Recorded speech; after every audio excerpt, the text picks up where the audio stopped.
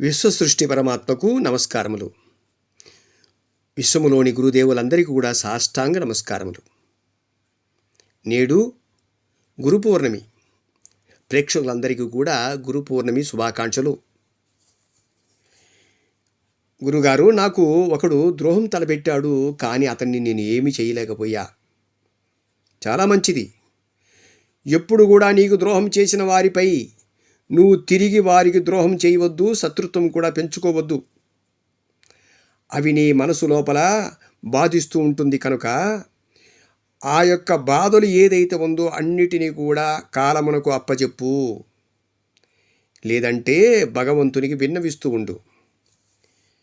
కాలము అనునిది మిక్కిలి బలీయమైనది. కాలము వేసే శిక్ష మామూలుగా ఉండదు, అతి కఠినంగా ఉంటుంది.